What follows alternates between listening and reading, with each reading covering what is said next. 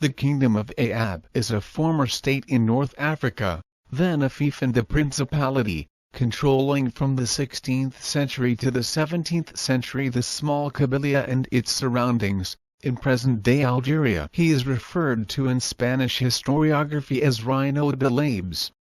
Sometimes more commonly referred to by its reigning family, the Mokrani, in Kabyle At Muqran, in Arabic Ouled Moqrane. Its capital is the Beni Abbès, an impregnable citadel in the Bibans mountain range. The kingdom was for a long time a bastion of resistance to the Spaniards, then to the regency of Algiers. Benefiting from a strategic position, on the road from Algiers to Constantine and on it from the Mediterranean Sea to the Sahara, its capital, the Beni Abbès, attracted Andalusians, Christians and Jews in the 17th century, fleeing Spain or Alger. Their know-how enriches a local industrial fabric of which the craftsmanship of the Aït Abbas tribe is the heritage. The surrounding tribes are also the seat of intense intellectual activity and a literate tradition rivaling those of other cities in the Maghreb. At its peak, the influence of the Beni Abbès kingdom extended from the Summam Valley to the Sahara, and its capital, the Kalâa, rivaled the largest cities. In the 17th century, its leaders took the title of sheikh of the Medjana, but were still described as sultans or kings of the Beni Abbès. At the end of the 18th century, the kingdom led by the Mokrani family Mokrani crumbled into several clans, some of which were vassalized by the regency of Algiers. However, the sheikh of the Medjana remains at the head of his principality as a tributary of the Bey of Constantine and manages his affairs in complete independence. When the French arrived, some Mokrani took the side of colonization, others of the resistance. The French, to promote their establishment in the region, relied on the local lords, maintaining an appearance of autonomy in the region under its traditional chiefs until 1871. Its sovereigns took various titles, successively Sultan, Mokrani, Sheikh of the Medjana, then integrating temporarily into the French military administration before the revolt of 1871, Khalifa and Bashir. The defeat of 1871 will mark the end of the political role of the Mokrani with the surrender of the Kalâa to the French. Story: the Maghrebian political space in the 14th and 15th centuries. Ifriqiya, which generally corresponds to the current Eastern Maghreb, is part of the Hafsid kingdom. In this kingdom, the city of Beni, the former capital of the Hammadids in the 11th century, is a leading city. Indeed, its wealth and its location as a strategic port make it an object of covetousness for the Zionids and Marinids. Moreover, it often enters into dissidence within the Hafsid Sultanate, and enjoys a certain autonomy in normal times. The city is seen as the capital of the western regions of the Hafsid Sultanate and frontier place of the Sultanate Hafsid. These sovereigns of Beni extend their authority, which often goes hand in hand with political dissidence, to the entire domain of the former kingdom of the Hammadids, Algiers, Delis, Emiliana, Constantine, Annaba and the oases of Mzab. Ibn Khaldun describes them as governing the city of Beni and the western march of Africa. Ibn Khaldun will also be the vizier of the independent administration of a Hafsid prince of Beni. In 1365, the 15th century generally sees a return to the centralization of the Hafsid state. But at the end of the 17th century and the beginning of the 16th century, the African Leone and the Marinids describe the emir of Beni, separated from Tunisia, with a situation similar to Constantine and Annaba, reflecting the fragmentation of the Hafsid province. The foundation at the beginning of the 16th century. In 1510, in the wake of the Reconquista, the Spaniards seized Beni. From this position they organize raids in the hinterland. The Berbers of the region seek protection inland and take Beni Abbès as their new capital, in the heart of the Bibans chain. This city is an old fortified place from the Hammadid era and a stopover on the Tariq Sultan, the commercial route from the Hots Plateau to Beni. In the second half of the 15th century, the Emir Abderrahmane, who chose the site for security reasons. The latter is from Jebel Aït, and his son Ahmed is beginning to be renowned, in particular for his religious status with the surrounding Kabyle and Arab tribes who come to settle in the Kalâa, fleeing the relative chaos in the country. Benefiting from growing support among the surrounding tribes, he proclaimed himself Sultan of the Kalâa. He is buried in Takarabd, a village around the Kalâa. According to local tradition, the origin of the Mokrani dates back to the emirs of the Kalâa, the Beni Hamad of the Aït Mountains, also known as Jebel Kiana or Aït. The Moqranis themselves possess parchments that make them descend from the Prophet, through his daughter Fatima, and tradition links them, not without reason, to the Hammadid emirs. The names Ouled Abdussalam and Ouled Gandus, carried by factions of Mokrani, originate from Jebel Aït, a name inherited from the Aït Athbaj, a Hilalian faction that arrived in the 11th century. The reign of his grandson Abdelaziz el-Ab brought the name of Kalâa out of anonymity. At its peak, the city had 80,000 inhabitants. The Kalâa acquires arms factories with the help of Christian renegades, as well as some of the inhabitants of Ba driven out by the Spanish occupation, including Andalusians, Muslims, as well as a Jewish community which it welcomes in large number and who contribute their know-how. Due to successive annexations of territories, the kingdom of Abdelaziz extended to the south and to the surrounding mountains. The Spaniards who had retreated to Ba offered him their alliance, and he temporarily ignored the undertaking to establish the regency of Algiers led by the brothers Arouj and Khair ad-Din Barbarossa because his kingdom was not facing the sea. The brothers Barbarossa, wanting to isolate the Spaniards, attacked Abdelaziz and met him around Ba in 1516. Faced with the technical superiority of their firearms, Abdelaziz submitted to their request and preferred to break the alliance with the Spaniards, rather than confront immediately the Turks with insufficient means. In 1542, the regency of Algiers made the Lord of Khalat's Khalifa representative in the Medjana. Abdelaziz uses his reign and the periods of peace with the regency to fortify the Kalâa and to extend his influence ever further south. His infantry became a regular corps of 10,000 men, and he acquired 2 regular cavalry corps. He built 2 BORJs around the Kalâa,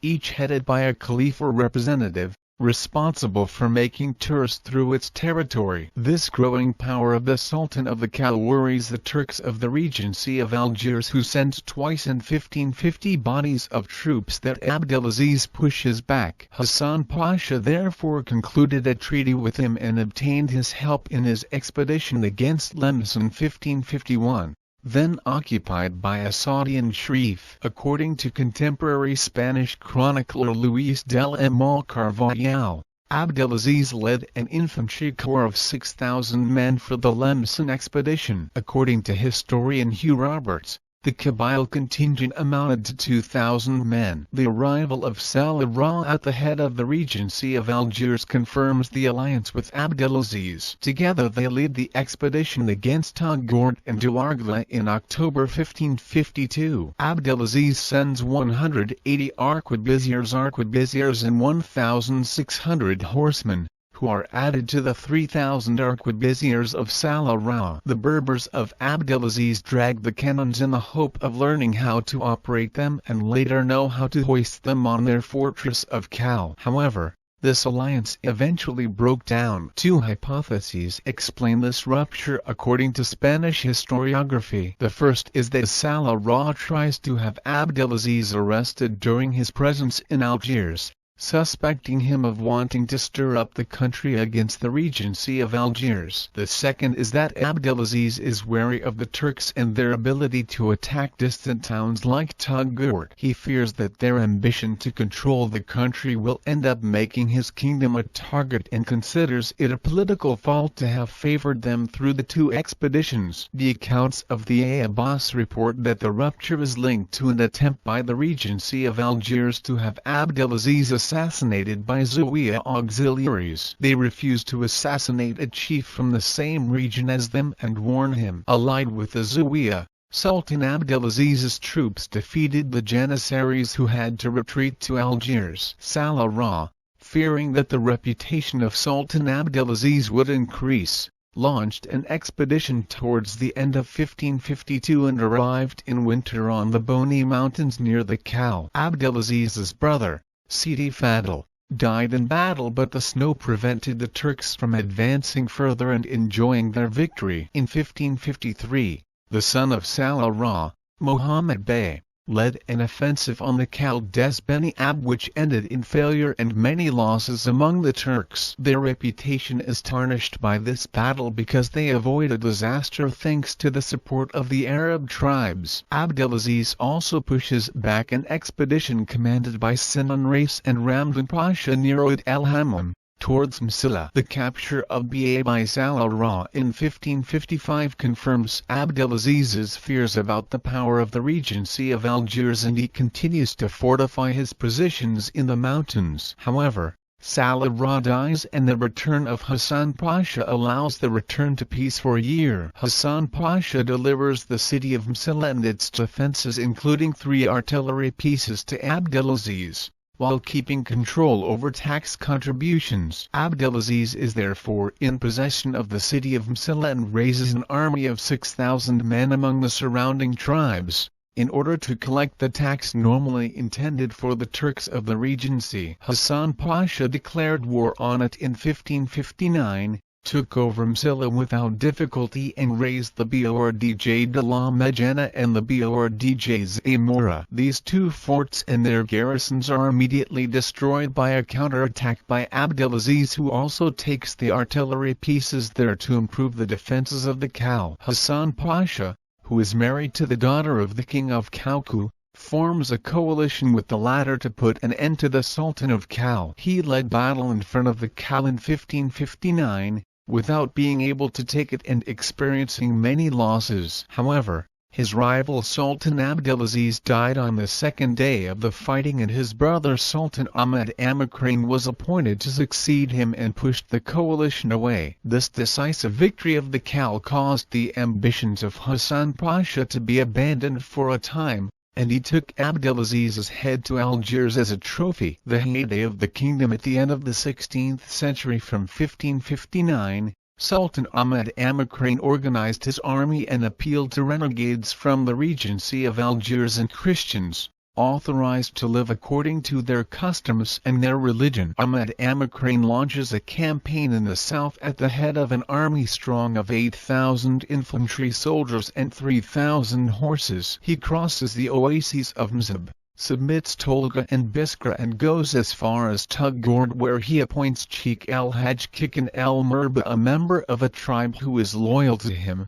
the Hashim. A close relative of the latter, El-Hajj Amar, is invested sheikh of the oases of Tolga and Biskra. Finally, he appoints a khalifa in the Sahara, Abd al-Qadir ben Daya, who then puts a lot of energy into defending the interests of the Sultan of the Kalâa. Ouled Moqrane sets up a system of signal posts on the highest points, communicating by lights at night and by smoke during the day, which relay information from the south to the Kalâa. Ouled Moqrane then turns to the territory of Ould Nahs, which he submits from Busada to Jelfa. The date of these expeditions is generally located around 1573. This period constitutes the apogee of the kingdom of Beni Abbès, including at the level of governance and administration of the territory. Ouled Moqrane did not hesitate in 1580 to send his own son to Algiers to welcome and offer a present to Jafar Pasha. However,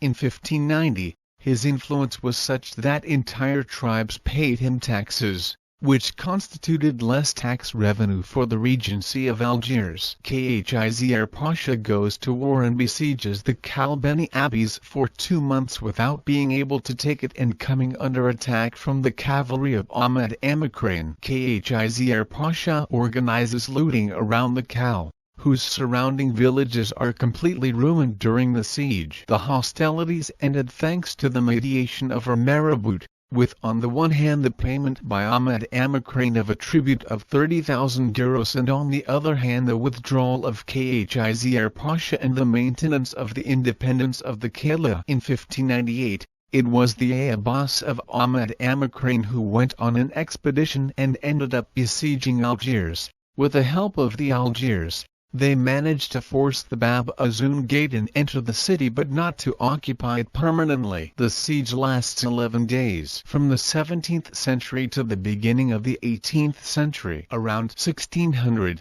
the Sultan of Ouled Moqrane marched against the troops of Solomon Veneciano, Pasha of Algiers, who wanted to enter Kabylie. He defeats this one and destroys the Borj Hamza built in 1595 on the site of Bouira, but dies during the fighting. He leaves the surname of Moqrane in Kabyle, great chief, later Arabicized in Mokrani, to all his lineage. His successor is Sidi Najur Mokrani, a man turned to religion. He surrounds himself with talbas and monks, allowing the affairs of his kingdom to decline. This disinterestedness provokes the anger of the leaders of the army and the traitors of Aït Abbas. They organize an ambush and assassinate him around 1620. His children are saved and the eldest, Ouled Moqrane, is taken in by the Hashim tribe and brought up among them. They help him regain his princely rank by marrying him to the daughter of the chief of the Ouled tribe. Ouled took part on September 20, 1638 in the Great Battle of Guadal, which opposed the tribes and the great feudal chiefs of the Beylik of Constantine to the regency of Algiers and to the Beymouride himself. This battle leads in the Beylik of Constantine to increased independence vis-a-vis the Turks of Algiers. Ouled Moqrane,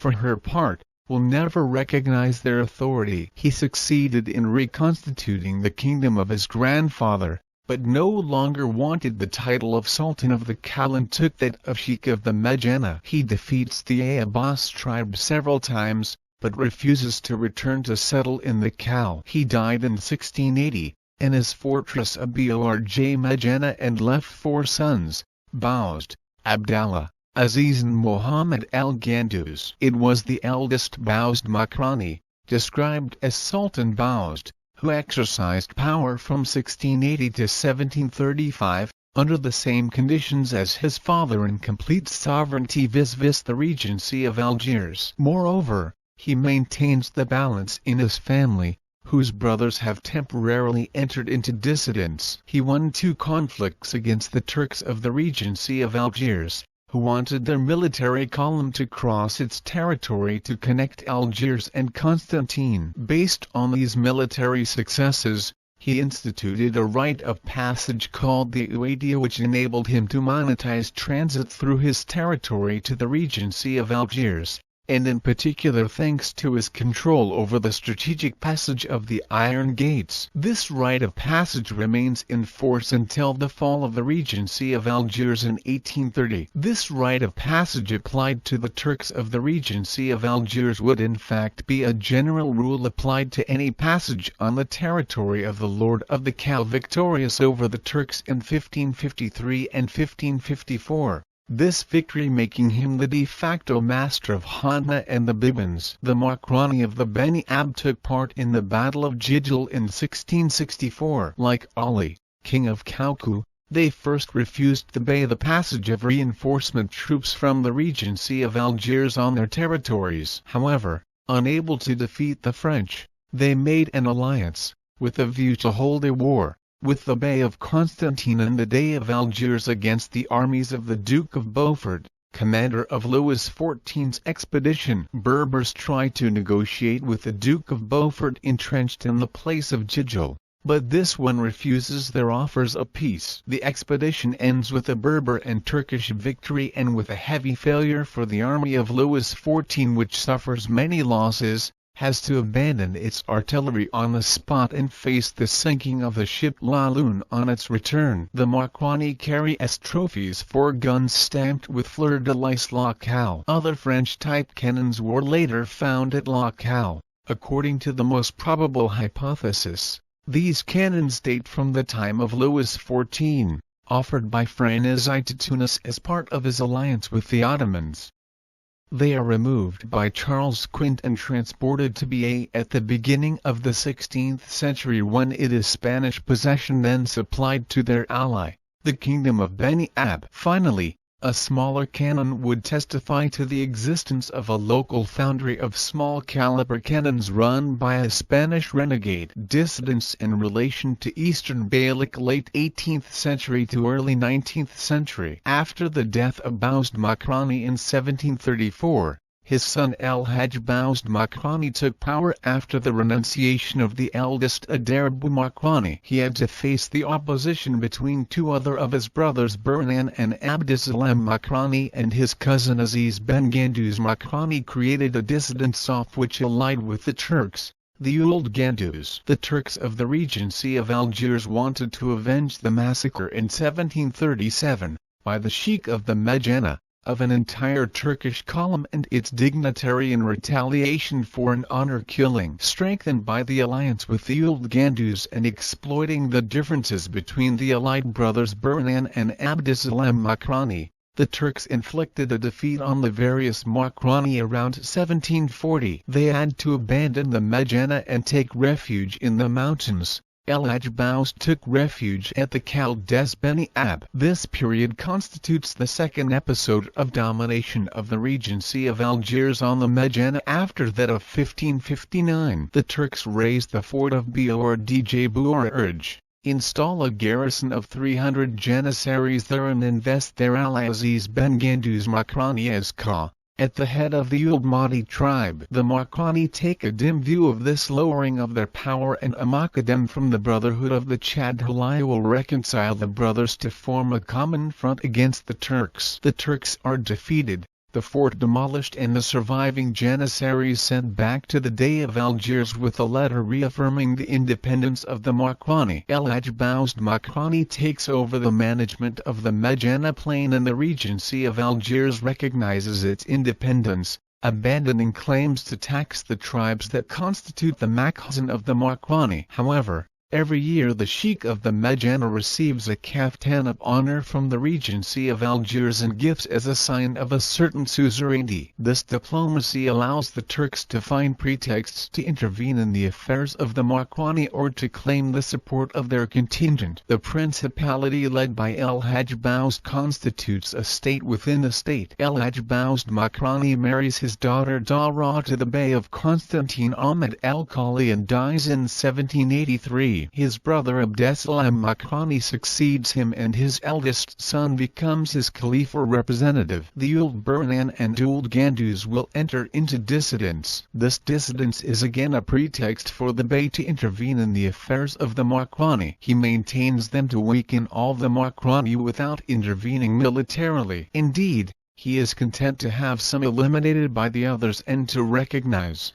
by gifts, as head of the principality sheikh the one who is able to pay tribute. The Mokrani thus become vassals of the Bey, but in a singular way, because the Bey pays them a tribute for the passage on their territory. The Uaidiyya established by Sultan Baoust. The sheikh of the Medjana has the sovereign right to dispense justice and does not allow the reconstruction of the fort of Bordj. The Mokrani had to face in 1806 a peasant revolt of the Ouled Daraj, Madid, Aad, Ouled Khalaf, Ouled Ibrahim and Ouled Teban tribes, led by a certain Sheikh Ben al-Hark. Ben al-Hark, a cleric, defeated the army of Bey Osman who died in battle in 1803. He settled in Jebel Migris, but died in battle in 1806, after two battles against the Mokranis, supported by a Turkish column from the Bey. After various fratricidal struggles, there remained in 1825 only two Mokrani Saf with real political weight, the Ouled Alhaj and the Ouled Abdussalam. These two groups are led by Ben Abdallah Mokrani, then Sheikh of the Medjana. The appointment of Ahmed Bey to Constantine in 1825, himself a relative of the Mokrani, would once again arouse certain clan quarrels in the Medjana. Ahmed Bey had some Mokrani eliminated before being defeated by those who remained dissident Safs from Ouled Burhan and Ouled Ganduz. Ben Abdallah Mokrani had two lieutenants, Ouled Moqrane and his cousin Abdeslam Moqrane. He entrusts the second with the task of collecting taxes in the Onauga. This lucrative position is coveted by Ouled Moqrane, which will be the starting point of a rivalry that continues until the arrival of the French. The two lieutenants of the sheikh of the Medjana were part of Ouled Bey's contingents to help the Dey of Algiers in 1830. The fall. After the capture of Algiers, the news of the fall of Dey Hussein spreads rapidly throughout the country, through the return of the defeated contingents to the tribes. With the Turkish oligarchy enjoying no sympathy, a series of uprisings and unrest threatened the foundations of Algerian society. In this period of trouble, political personalities are activated and reconstitute the hereditary strongholds and tribal confederations that the policy of the regency had diminished. Apart from the tribal confederations established especially in the mountains,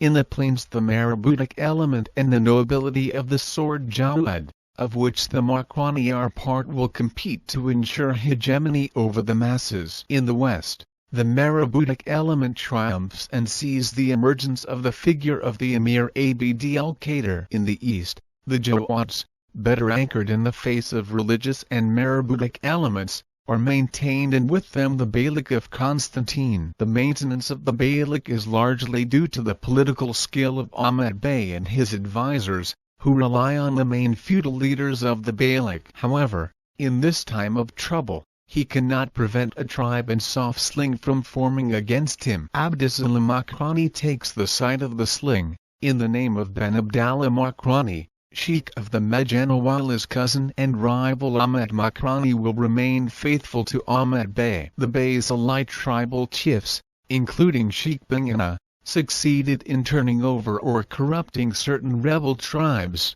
which led to their rout. In 1831, Abdeslam Moqrane and his allies will then propose to the French a recognition of their authority against a military support which can rid them of Ouled Bey. But the French do not respond to this request. A similar letter sent to the Bey of Tunis is intercepted by Ouled Bey. Abdeslam Moqrane ends up being captured by surprise and imprisoned in Constantine. Ouled Moqrane is invested as sheikh of the Medjana by Ouled Bey, in place of Ben Abdallah Moqrane, who dies. He participated in the defense of Constantine in 1836 and during its fall in 1837. Abdeslam Moqrane, his rival, took advantage of the confusion to escape during the capture of Constantine in 1837. The period of the Caliphs, between Abd al-Qadir and France. Ouled Moqrane momentarily follows Ouled Bey to the south.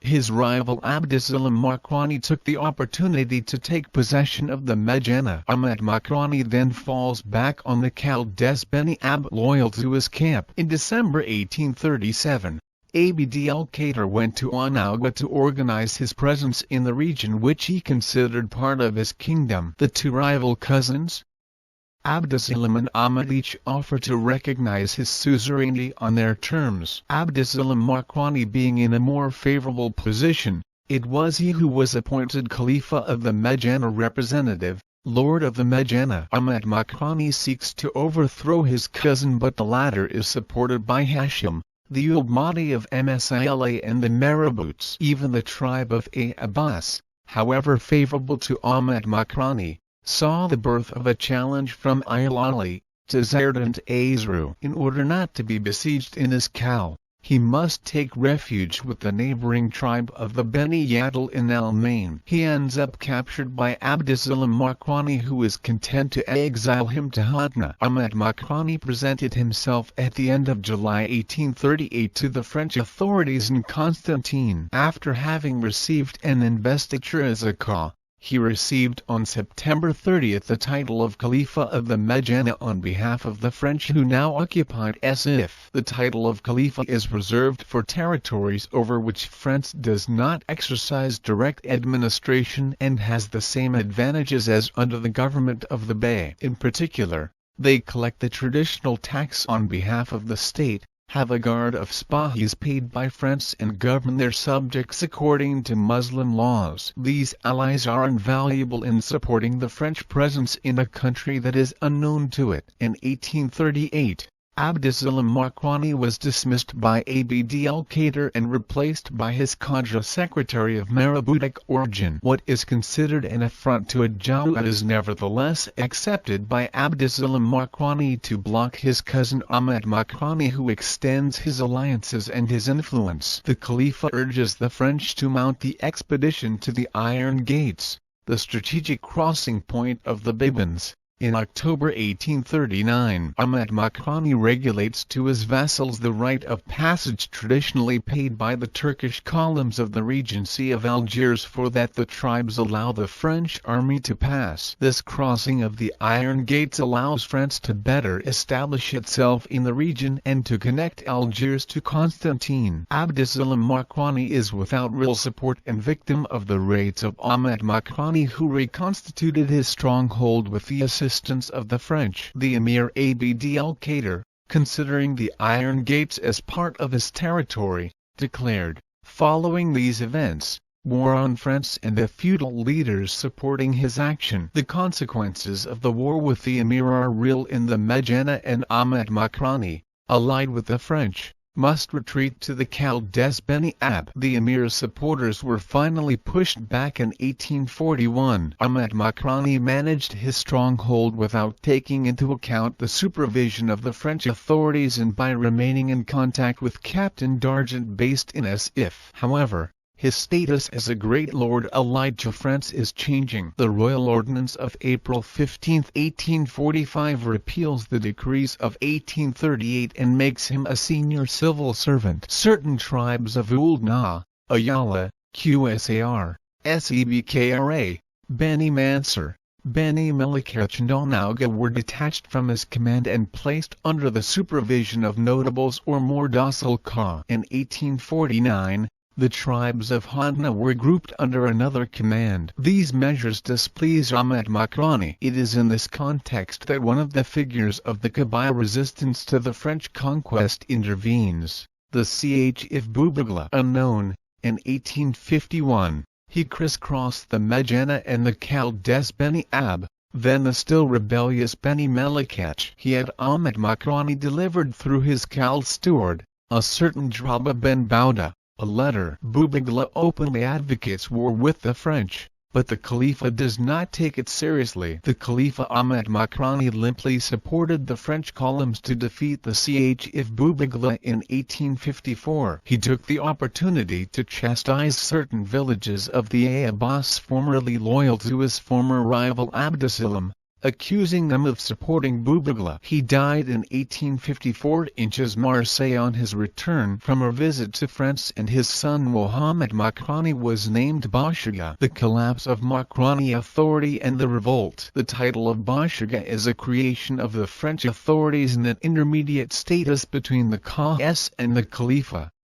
The status of the latter, which is still too important, is intended to be abolished. The appointment by the French authorities of Qais and commanders on tribes under the authority of the Khalifa Ahmed Mokrani continues. In 1858, the fines he collected in his name and on his behalf had to be paid back to the French treasury. The Zakat tax is instituted in the Bordj Bourg region when it was already paid in kind food, goods, etc. to the Mokranis. The Makhzen tribe of Hashim must also pay the taxes of the Achawar and the Zakat.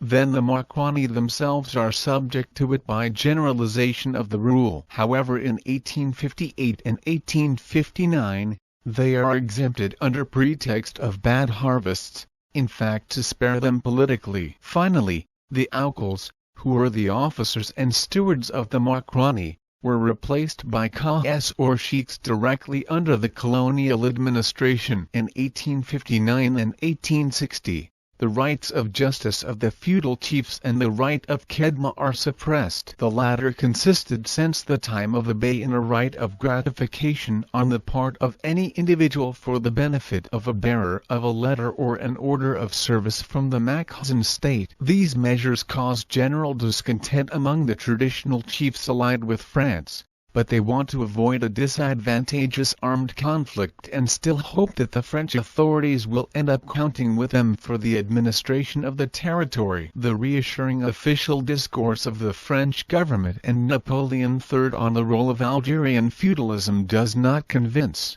because it is not followed in practice. The passage from the military administration to the civil administration decides the Bashaga to leave his functions. Around 1870, the idea of revolt made its way to Ouled Moqrane, who warned the various Ka under his authority. Alongside the political situation, on the social level, the years 1865 and 1866 were a real disaster for the Algerians, who designated these years in Arabic as Mekshare, the years of misery. Indeed, an invasion of locusts on the Tell, then a drought which plunged the country into famine, followed epidemics of cholera, then of typhus. The feudals then reveal their role of supporting the population, by emptying their personal silos. Then, once these are exhausted, by borrowing. These loans will put Ouled Moqrane in difficulty. On March 15, 1870, when Ouled Moqrane joined the revolt of the Spahis in eastern Algeria, he launched 6,000 men on Bordj Bourj,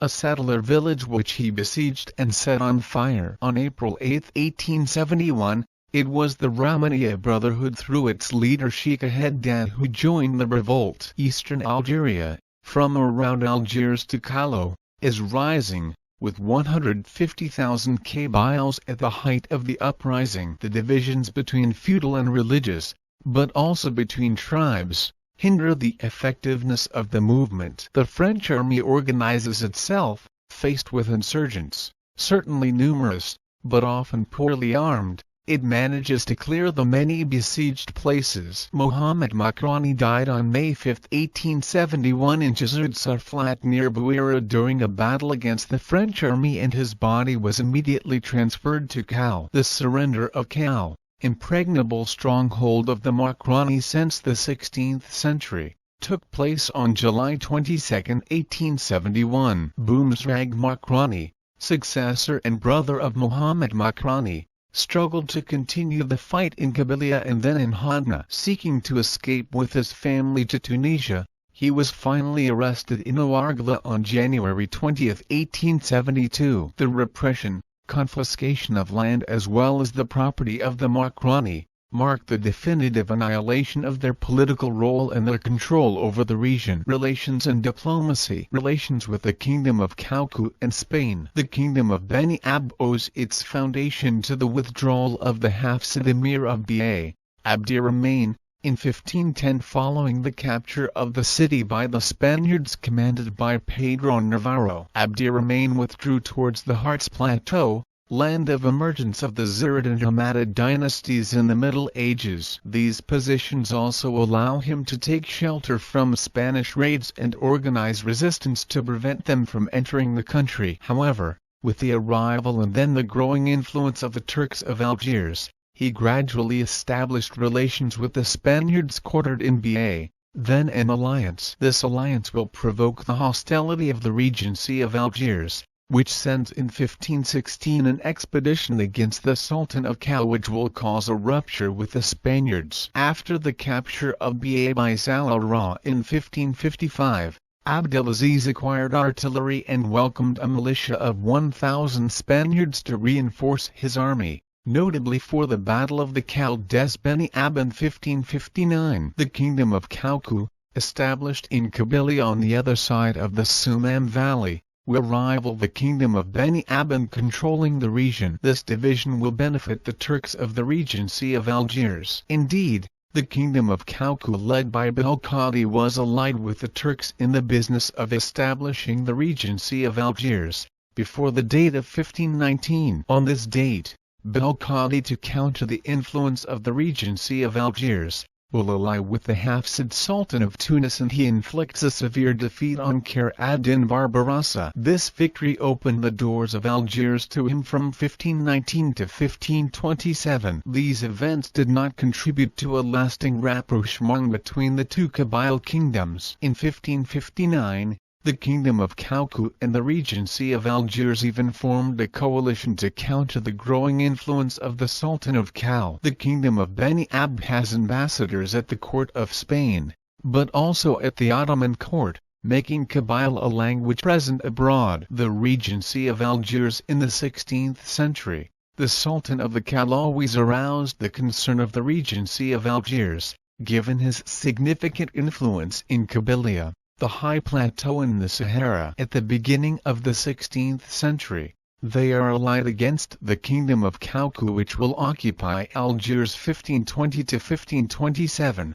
but also in the expeditions of Lems and then Togourd 1551 and 1552. However, despite these alliances between the Pashas of Algiers and the Sultans of the Kal, military conflicts were numerous at the end of the 16th century and continued into the 17th century. The Regency of Algiers, failing to take the Kal, will be content to have its predominance recognized often by the payment of a tribe. In the 16th century, Sultan Baoust, on the strength of his military successes, imposed on the Regency the payment of the right-of-way of the Uaidia and reaffirmed his independence to the Dey of Algiers. The kingdom controls the strategic passage of the Iron Gates, called Tagora in Kabyle and Bibans in Arabic, which is an obligatory crossing point on the road linking Algiers to Constantine. The Regency of Algiers had to pay tribute for the passage of its troops, dignitaries and traders. It is also in Algeria at the time the only place where the Macazan power of the Regency paid tribute to rebellious local populations. Laurent Charles F. Aud 1872, quotes the French traveller Jean-André Peyssonneau, who travelled to Algeria in 1725. These troops, the Turkish militia, so formidable throughout the kingdom, are obliged to lower their standards and their arms, passing through a troublesome strait called the Iron Gate, between steep mountains. The so-called Beni Abbès nation, which lives in these mountains, forces them to submit, and they still consider themselves happy to be at peace with them. Otherwise they would have to go through the Sahara to go from Algiers to Constantine. This relative independence vis-a-vis the Regency was maintained until the end of the 18th century, when the divisions and internal struggles between Mokrani meant that most of them were vassalized by the Bey of Constantine, who awarded them titles of Khas to reign over certain tribes of the Hots Plateau on behalf of the Beylik of Constantine. The sheikh of the Medjana himself is considered a great vassal of the Bey of Constantine and receives presents of recognition if he can pay tribute. However, he administers his domain as he sees fit and exercises the sovereign rights of high and low justice. The Regency continues to pay him the right of passage of the Uaidia, and he prevents the reconstruction by the Regency of the fort of Bourg. The Bey of Constantine, far from ignoring the minor or ousted branches of the Mokrani, supports them to maintain the divisions of the Medjana and thus prevent the sheikh from constituting a danger for his authority in the Beylik. The matrimonial alliance between the Mokrani and the family of Ahmed Bey, himself a descendant of Mokrani, plunges the Medjana a little more into confusion. The appointment of Ahmed Bey in 1825 as Constantine awakens internal quarrels in the Mokrani, from which Ahmed Bey hopes to take advantage. However, Ben Abdallah Mokrani remains sheikh of the Medjana and levies the tax in Onauga. Relationship with the Sahara. From the 16th century, Sultan Ouled Moqrane pushes his troops into the Sahara, where he will come up against the confederation of Dawidas and reduce their domain. He succeeds in winning the loyalty of a number of tribes and appoints a khalifa. However, control over the Zibans, Ouargla and Togourd faded with the death of Ouled Moqrane, and his successor Sidi Nachiur abandoned the Saharan regions. It is therefore the leader of the Dawidas, Ahmed Ben Ali, known as Bu Okas, Sheikh al-Arab, who controls the region thanks to the decline of the Mokrani. He will grant his daughter in marriage to Sidi Nachiur, and his grandson Ben Sakhri, with the help of the Mokrani, is victorious in the Battle of Guajil, opposing the Bey of Constantine to the tribes under his command. During the following centuries, Commercial relations remained strong between the Abbas and the Ayala and the oases of the south, in particular Busada society and culture, tribal and village society. The old Kabyle society is a set of village republics, managing their affairs around village assemblies to Jamti, all gathered in tribes. These tribes maintained links with the local medieval dynasties, Zirids, Hammadids and then Hafsids. The capture of Ba by the Spaniards did not extinguish the links between tribes, due to the foundation of seigneuries designated by the Spaniards as the kingdoms of Aït Abbas, Kauku and Abdejbar. The links between these and Tunis, then a Hafsid city, were established during the 16th century. The question of the existence of the kingdom of Kauku and the Beni Abbès kingdom arises in a society where the fragmentation into several republics jealous of their independence is the rule until the 19th century. Kabyle society knew other chiefdoms before these kingdoms. During the Hafsid era in 1340, a woman exercised power assisted by her sons among the Aït. Indeed, the question of the Kabyle kingdoms raises the question of their relationship to other states and cities on the one hand and that of their relationship to the tribal structure on the other. The Kabyles are structured in rural communities which must ensure their autonomy in the face of the hegemony of the seigneuries, particularly in terms of taxation and control of resources, forests and their wealth. On another level, these communities also had to support the seigneuries in the face of pressure from a central state, that of the regency of Algiers. The tribes of Beni Abbès, Hashim and Aouad are reputed to be the Makhzen tribe of the Mokrani, and the Ds, tacitly recognizing the independence of the Mokrani, do not claim taxes from these tribes. The role and structure of the Kabyle village republics around the Tamti, without being a Kabyle particularism or an immutable structure of Kabyle society, would be due to the fall of the Hafsid state in this region. This role of the Tamti conditions the relationship of Kabylie to the central states. Its existence must be placed in its Maghreb context for more coherence and be seen not as a particularity, if not a common structure in the Maghreb, having, in the historical context of Kabylie, played an important role. The Mokrani referred to in Kabyle as Ouled Moqrane constitute a warrior aristocracy, which socially will experience competition from religious movements. This is the case in particular of the Ben Ali Chif family in the Sumam Valley. It is also necessary to note the important role of the brotherhoods and marabouts, including the Rahmaniya, founded in 1774, which will gain an influence in Kabylie. It was with the support of this brotherhood that Ouled Moqrane launched the revolt of 1871, the failure of which definitively marked the end of the political role of the Mokrani in the region. Hossein al-Wardalani,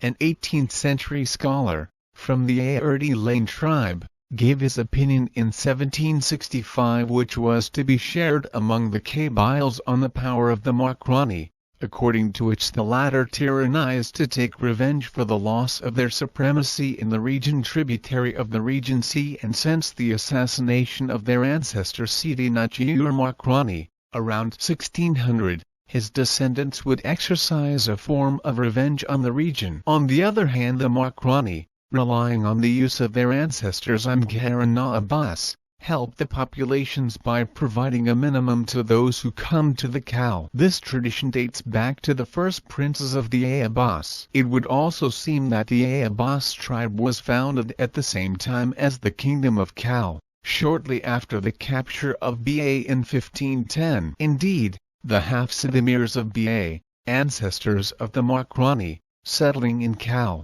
gathered a new tribe around their center of power. The kingdom of Beni Abbès represents in the region the absence of a total rupture of the link with the state, established for a long time, in particular with the Hafsids 1230 to 1510, the Almohads 1152 to 1230, and the Hammadids 1065 to 1152. The Hilalian invasions in the 11th century reviving nomadism, then later the administrative and war policy of the regency of Algiers, will have the latent indirect effect of retribalizing Kabylie, where under the pseudo-state covering the traditional structures are maintained. In the 17th century, the Kabyle society will be deeply marked by an influx of people fleeing the authority of the regency and who will give it the overpopulated mountain character that it will keep until Algerian independence. Louis Rinn details the breakup of the Mokrani into different rival camps,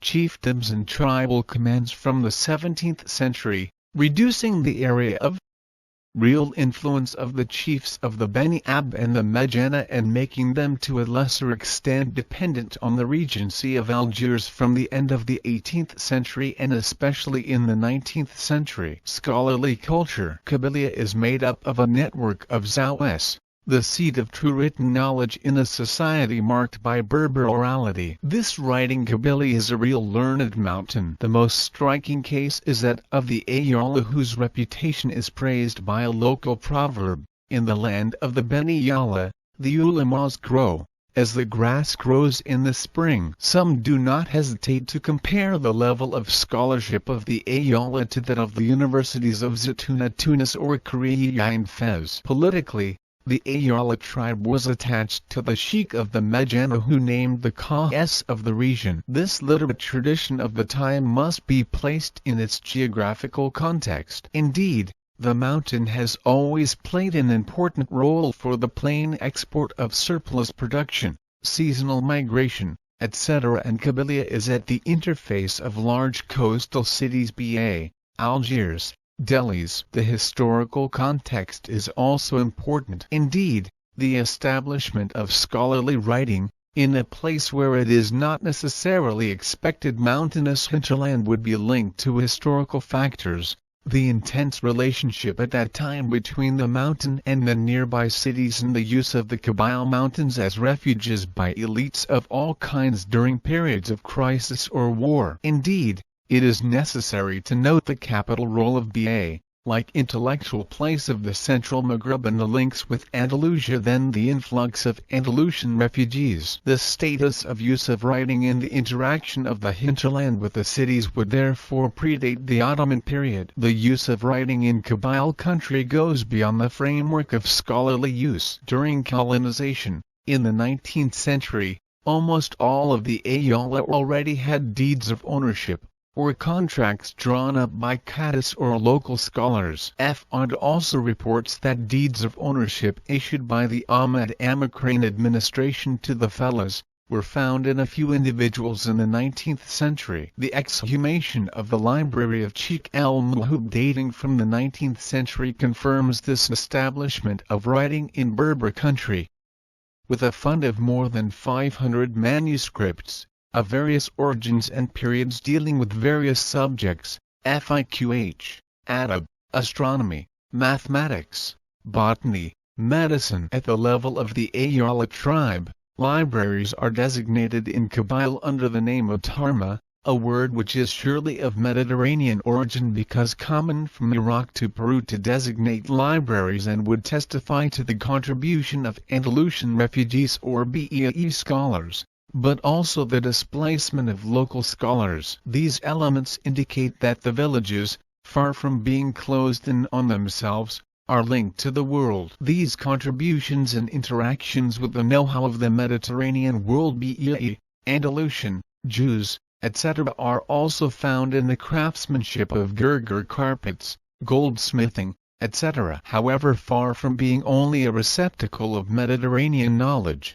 the Kabyle mountain interacts with other regions. The Chaldees Beni Abbès, nicknamed in Kabyle the Qel Tasamt, Kal the Marvelous, is also a prestigious city in this region. Indeed, the Kal and the Bibans mountain range are also the seat of an active intellectual milieu. Architecture. The villages of the Aït Abbas present an architecture and a certain urban refinement which contrasts with their status as a Kabyle village. This refinement would be mainly due to their flourishing past of the time of the Kingdom of Beni Abbès. The houses of Ayal are similar to those of the Kasbah of Constantine.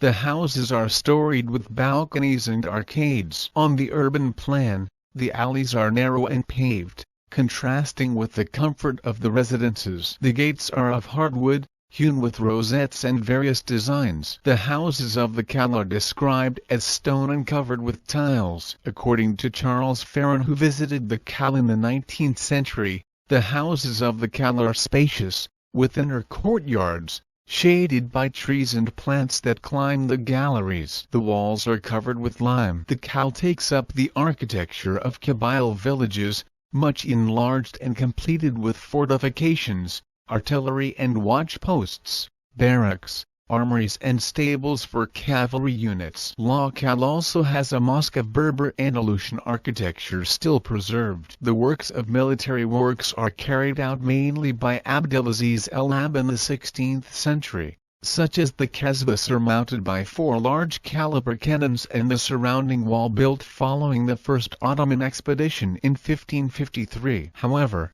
nowadays, the Kalâa is in a dilapidated state because of the bombardments during the conflicts with the French army, and 3/5 of the buildings are in ruins. Economy, natural resources and agriculture. The old Kabyle economy combines a poverty of natural resources and a high population density. This balance is known from the time of Ibn Khaldun. Prior to the French presence, production was essentially food-based in a mountainous and limited area. This productive mode is subject to natural disasters, drought or political events, conflicts. The viability of the system can only be understood in light of the social, lineage and land-based organization. The economy of the Aït Abbas and the Kabyle economy in general gives an important place to arboriculture and horticulture, which offered few resources, hence an intense commercial and manufacturing activity. Initially established in the vicinity of the Kalâa in the 16th century,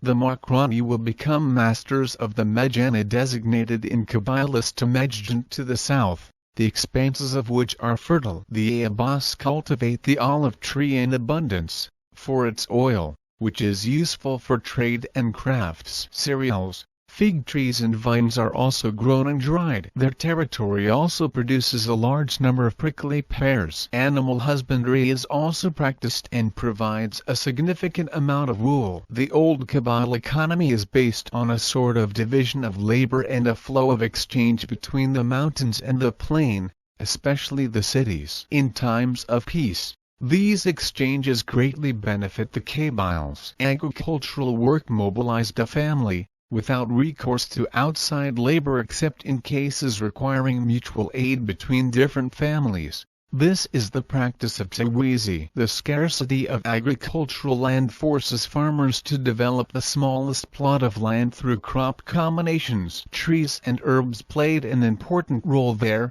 which allowed them to produce fruit, olive oil and practice livestock, sheep, goats and cattle. Associations with landowners in the plains made it possible to obtain supplies of wheat and barley, which constitute the basis of the diet. The Kalâa found its agricultural resources in the plain of the Medjana, renowned for its fertility. A minor and maraboutic branch of the Mokrani, around Ba, also reigns over the local exploitation of wood on behalf of the Ottoman fleet. The Krasta trade. The kingdom of Beni Abbès controls the strategic passage of the iron gates on the road linking Algiers and Constantine. Since the 17th century, the regency pays a right of passage, the Uaidia, which constitutes a source of income for the Aït Abbas and the Mokrani. La Kalâa is also located on the Sultan, royal road linking the south to the city of Ba. Since the Middle Ages, that of the Mahala. The conquest of Ouled Moqrane towards the end of the 16th century opened many outlets towards the south. Ziban, Tugurt. However, due to the political inaction of Sidi Najjar, who came to power in 1600, ties with the southern tributary tribes loosened and they reverted to their habits of independence. The conquest of Ouled Moqrane thus lost so many fewer commercial outlets for the Aït Abbas and the Saharan tribes still under the authority of the Kalâa,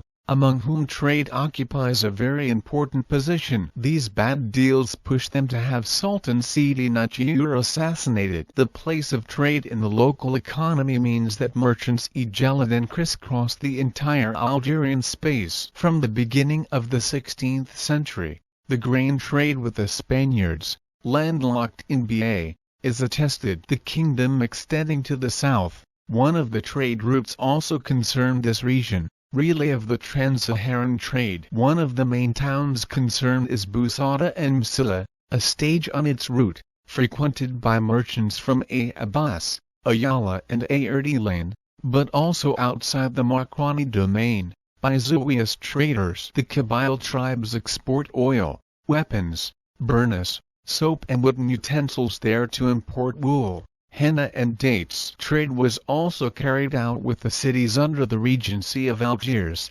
notably Constantine, which saw the arrival of merchants from Ayala, Ayadal and Airdelan. The gunsmiths of the Aït Abbas supplied Ahmed Bey. Like the tribes of Ayala and Airdelan, the Aït Abbas have a fondouk in Constantine. The Ayala also have one in Mascara. However, the merchants preferred the port of Ba, which was their natural market and led to the sea. Finally, beyond the regency of Algiers, the Aït Abbas and Airdelan traded towards Tunis, and the burnous produced, including the striped burnous Aït Abbas, are prized as far away as Morocco. The Aït Abbas are the most famous for trade and present in many cities. Trade can also be used to bring higher quality materials such as iron from Europe, imported by the regency of Algiers, and preferred to local iron of lesser quality. On the internal plan of the tribes, it is also necessary to note the existence on their territories of souks in the plural leswak weekly,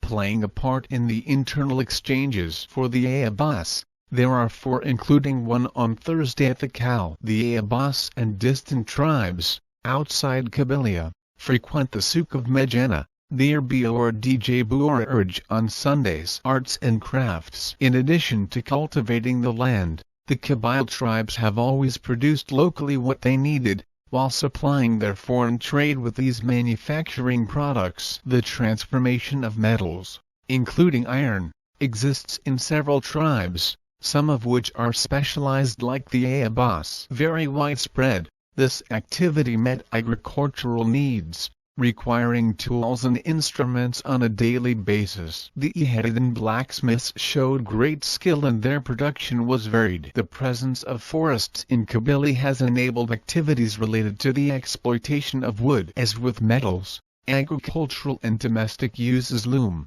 etc. concern many products. There is also a manufacture of carpentry and art objects, doors, roofs, chests and sculpted furniture. We should also note the export of certain species for the Ottoman shipyards, or to Tunisia and Egypt. The weaving of wool is also present in all the houses, where it is mainly exercised by women. The result is a production of clothing, burnous, carpets and blankets. Finally, other activities such as pottery, basketry and saddlery are at least as important, and there is local production of soap, sieves, tiles, plaster and the exploitation of saw palmetto. The Aït Abbas tribe is known as rich and commercial, but also industrious. The wealth of the Mokrani is kept at the Kalâa, but it is likely that it is invested in trade and crafts where it is likely to produce wealth. According to Ernest Carrette, it is to the Tel what the Mzab are to the Sahara. The main activity is the manufacture of highly prized striped burnouses,